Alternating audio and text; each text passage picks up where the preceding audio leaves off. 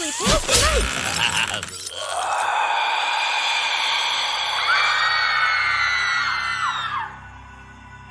They call me Mr. Jack, but I'm not sure why. Maybe it's the way I always seem to be around, watching. I've lived in this neighborhood for years, longer than most folks.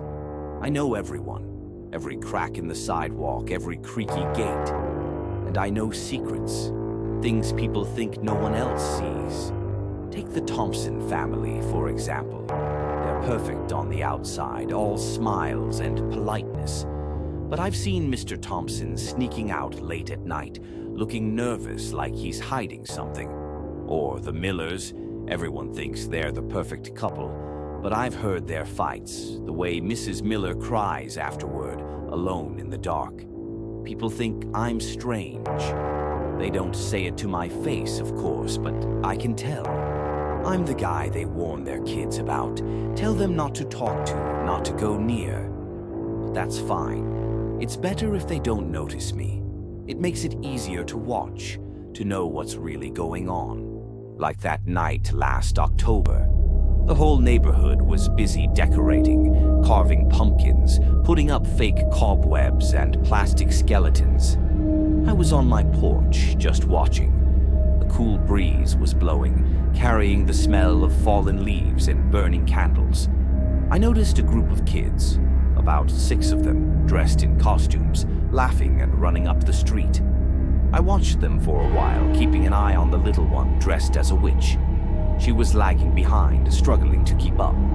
Her friends didn't seem to notice when she stopped and looked around, her eyes wide and nervous.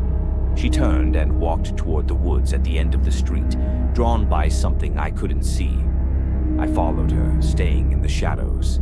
It was getting dark, and the woods aren't safe at night, not for a little girl. She wandered deeper and deeper, her flashlight flickering in her hand. I could hear her talking to herself, or maybe to someone else. "Hello," she called out. "Is someone there?" I didn't answer. I just watched as she stepped closer to the old tree in the clearing. That tree's been there forever, gnarled and twisted, like something out of a nightmare. People say strange things happen near it. Animals disappearing, shadows moving where they shouldn't. I know better than to go too close, but she didn't. She froze, staring at the base of the tree. I crept closer, curious. There, half buried in the roots, was something small and pale.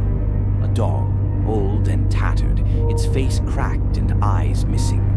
She reached for it, her little hand shaking. "Don't," I whispered, but she didn't hear me. As soon as her fingers touched the doll, the air grew cold, colder than it should have been. The wind picked up, and I swear I heard something, like a whisper, low and sinister, coming from the ground. The girl dropped the doll and stumbled back, her face pale. I stepped out then, into the light of her flickering flashlight. She saw me and froze, her eyes wide with fear. "You shouldn't be here," I said softly. "It's not safe." She looked at me, then at the doll, and without a word, she turned and ran, her flashlight bouncing in the dark. I watched her go, listened until her footsteps faded, and the woods were quiet again. I picked up the doll. It felt cold and heavy, like it was full of something dark. I knew what it meant, what would have happened if she'd stayed. I took it back to my house, buried it deep in the backyard. It's not the first time I've had to do something like this. People think I'm strange, but they don't know what I do for them, what I keep hidden. So, yeah, they can call me creepy if they want. They can tell their kids to stay away. But they should be grateful. Because there are things out there, things worse than me, and someone has to watch to make sure the darkness stays in the shadows where it belongs. And I'll be here, watching, waiting, as long as it takes. Because this neighborhood, it's my home.